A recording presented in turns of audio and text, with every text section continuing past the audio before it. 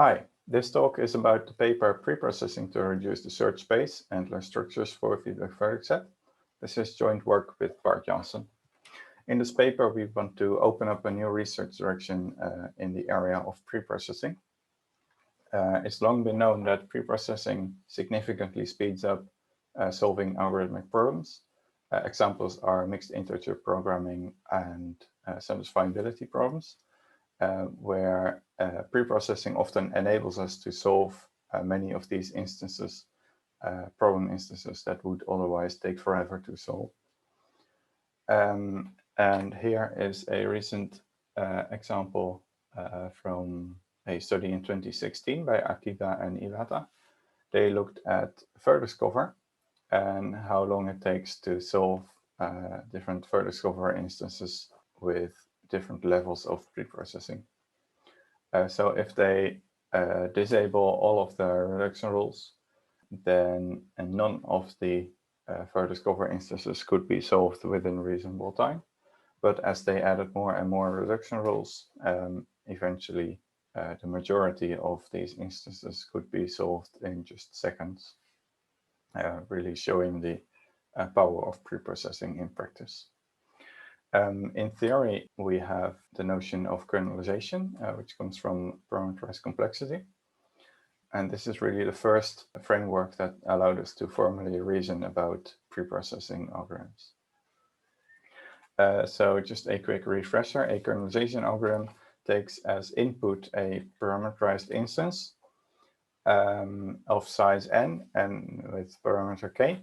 And in polynomial time, it transforms this into an equivalent instance that is smaller in size. Specifically, its size is bounded by a function of k, the original parameter. So kernelization really approaches preprocessing from a data reduction perspective. So now if we employ an FPT algorithm to solve this reduced instance, then it results in a speed up in time of this algorithm by taking the polynomial factor in the running time, since this n prime is now bounded by a function of k, the original parameter. However, in many cases, this exponential factor is actually much larger and dominates or has a much larger influence on the running time, while even a small reduction in the parameter can significantly reduce this value because this is an exponential function. And it turns out actually in practice, in many cases, the existing reduction rules often succeed in reducing the parameter and thereby also significantly speeding up these algorithms. However, the definition of kernelization does not give any guarantee in how much the parameter can be reduced. So our observation here is that preprocessing is most powerful when it can reduce the parameter, but that leads to the question when and how can we reduce the parameter by preprocessing. So let's look at an example where existing reduction rules actually succeed in reducing the parameter. Specifically, I want to look at vertex cover parameterized by the solution size, then the crown reduction rule. This reduction rule makes use of a crown decomposition, which splits the graph into three parts. The first is an independent set C. The second is its neighborhood, which I will call H. And then we have the remainder of the graph, which is not connected to C. Now, this is a crown decomposition if in the subgraph induced by C and H, we can find a number of disjoint edges, as many edges as there are vertices in H. Or equivalently, you could say a matching of H into C. And this set of disjoint edges forms a certificate that H is an optimal vertex cover in the subgraph induced by H and C. So now we can claim that if we find an optimal vertex cover in the remainder of the graph, then if we take the union of this vertex cover with H, then this forms an optimal vertex cover in the entire graph. So with a little bit of imagination, you can see where the name crown decomposition comes from. The set C forms the crown, H forms the head, and the remainder forms the body of the king. And in terms of the reduction rule, since all we need to do to obtain a solution to the entire graph is find a solution in the remainder of the graph, all we need to do is just remove the head and the crown and recurse on the remainder of the graph. So the good news is that if a graph has such a crown decomposition, then we can find it in polynomial time. So in our paper, we wonder if we can give a similar reduction rule for other problems. Specifically, we look at feedback vertex set, and we introduce the Antler decomposition, which again splits the graph into 3 parts. The first is a vertex set A, which introduces a forest. The second is a vertex set H, which contains most of the neighbors of A. And then third is the remainder of the graph, which is in this case actually allowed to have at most one edge to each of the trees induced by A. And now for this to be an Antler decomposition, we need there to be a packing of disjoint cycles in the graph, in the subgraph induced by H and A, as many cycles as there are vertices in H. So this serves as a certificate that H is a minimum feedback vertex set in this subgraph.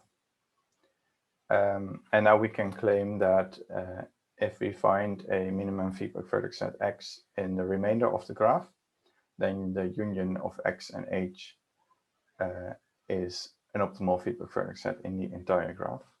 You can see this because by removing H, which is an optimal solution in this subgraph, we ensure that any of the remaining vertices cannot lie on any cycle. So all we need to do here is find any optimal solution in the remainder of the graph to obtain an optimal solution in the entire graph. So with a little bit of imagination, you can now hopefully see where the name Antler decomposition comes from, where A is the set of vertices that forms the antler, and H forms the head. And in terms of the reduction rule, you can see where this is going.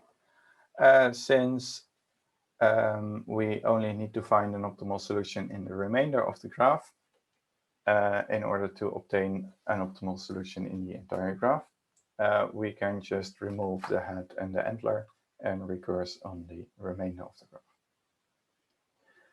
So now the question is, if a graph contains an antler decomposition, then can we efficiently find it? So suppose that we have a graph that contains a non-empty antler, then can we find it in polynomial time?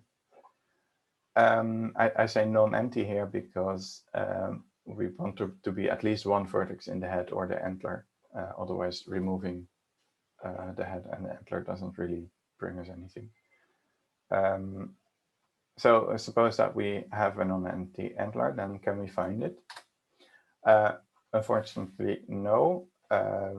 Well, this is NP hard by a reduction from CNF set. So since it is NP hard, maybe we can find, or maybe we can give an FPT algorithm.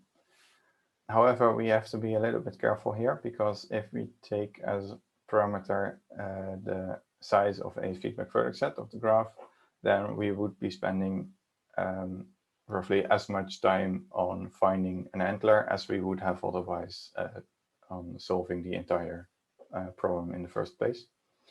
So we need to look at a smaller parameter. In our paper, we look at the parameterization by the number of vertices in the head of the antler. So let me define the width of an antler as the number of vertices in H, which was the head. And let's now consider what happens if we find an FPT algorithm to find antlers for a bounded width. So that would mean that then for any fixed value of k, we have a reduction rule that works in polynomial time that identifies k vertices of an optimal solution. So if we have a graph, then we can find in polynomial time, for example, any antler of width at most 2, and then remove it, and this will reduce the solution size by 2. And of course, we can iteratively apply this reduction rule and remove any new antlers that we find until we end up with a graph that does not contain any antler of small width. And this can potentially solve an arbitrarily large part of the graph.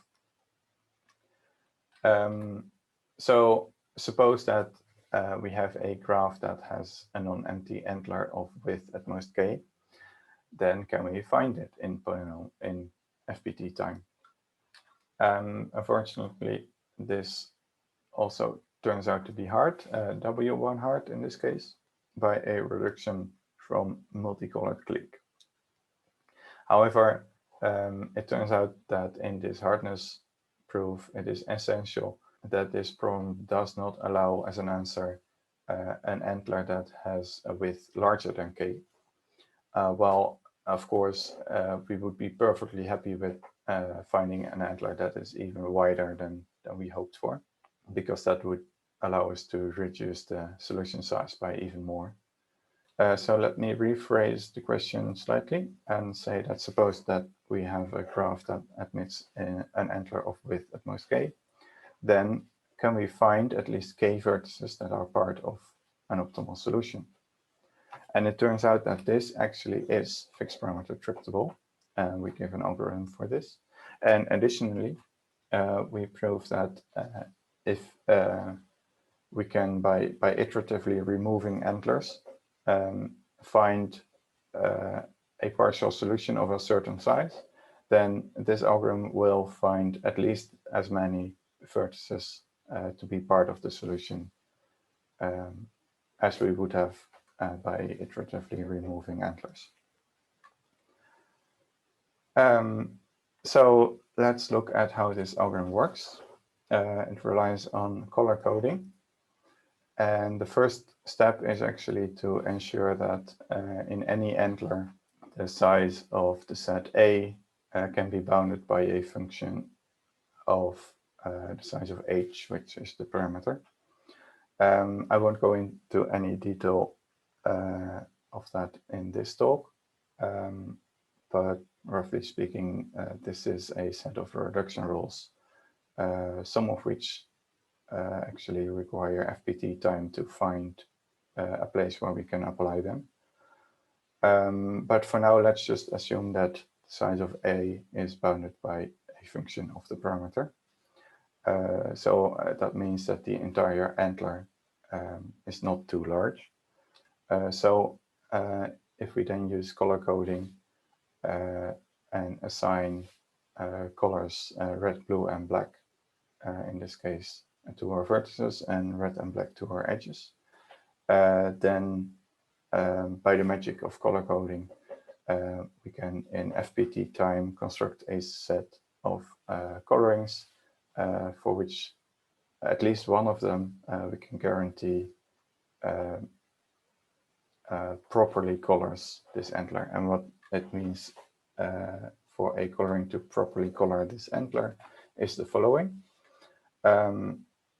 This antler is properly colored if all of the vertices in A are blue, all of the vertices in H are red, and the remaining neighbors of A are black.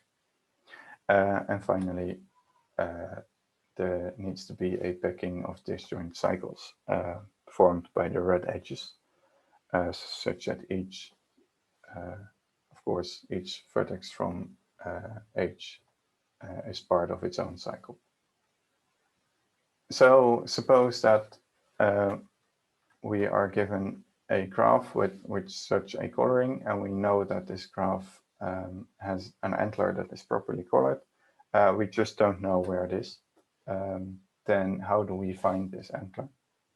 And for this, what we do is we iteratively update the coloring, and we make black anything that cannot be part of a properly colored antler. So the first thing we look at are any red edges that have a black endpoint. Those cannot be part of an antler, so we make them black, or they cannot be part of a properly colored antler. So we make them black. Second, we look at the blue components. And if such a component contains a cycle, then this blue component cannot be part of a properly colored antler. So we make it black, including all of its incident edges. And also, if a blue component has at least 2 vertices to the black vertex set, then this also cannot be part of a properly colored antler. So we make it black as well. And then finally, we look at all the red vertices and check that they each lie on their own private cycle of red edges. And any red vertex that does not have its own private cycle, we make them black. And we keep doing this until the coloring no longer changes. So in the next iteration, we find this red edge with one endpoint, black endpoint. We make it black. We look at the blue components, and we find 2 components that have more than one edge to the black vertex set. So we make these components black. Then we find 2 red vertices that do not have its own cycle. So we make them black. And then eventually in the final iteration, the coloring no longer changes. And effectively in this iteration, we verify that the coloring that we end up with gives us an antler, namely the blue vertices form the antler part of the antler, the red vertices form the head, and the black forms the remainder. So for example, in step 2, we look at all of the blue components. If this is supposed to be an antler, then we need to ensure that these blue components all form a tree, and each of them has at most one edge to the black vertex set, to the remainder. And also in step 3, we verify that each of the vertices in the head lies on its own private cycle. So we have now found an antler, and actually you can see that this antler is bigger than what we originally hoped for. So that's just a bonus. Okay, this is roughly the main idea of the algorithm after we have reduced the size of the antler. Then in the paper we actually give a more general definition of antler. In this talk I've defined antler such that the optimality of H as a feedback vertex set in the subgraph induced by H and A is certified by a set of disjoint cycles. However, it might be the case that even though H is an optimal feedback vertex set in this subgraph, there might not be this many disjoint cycles to certify it. But in that case, there is a different set of disjoint graphs that certify that H is an optimal feedback vertex set in the subgraph. And if each of these subgraphs has a feedback vertex number of at most Z, then we call this a Z antler. So in the case of disjoint cycles, and we know that each cycle has a feedback vertex number of at most 1, So this would be a one antler. And in general, we show that our algorithm also works for set antlers. So for any fixed set, we have an FPT algorithm. However, it turns out that, well, for the algorithm we give, the degree of the polynomial in the FPT running time actually depends on Z. We don't think we can remove this dependency, but we haven't been able to prove this. So to conclude, we show that we can remove all Z antlers of width at most K in time FPT in K, but unfortunately not in Z.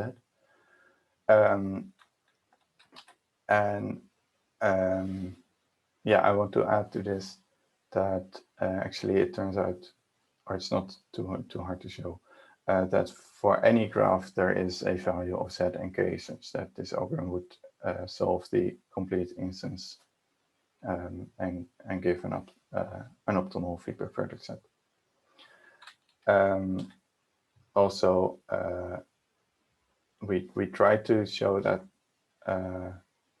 it's not possible to improve the running time so that this is FPT in Z and K, but we haven't been able to.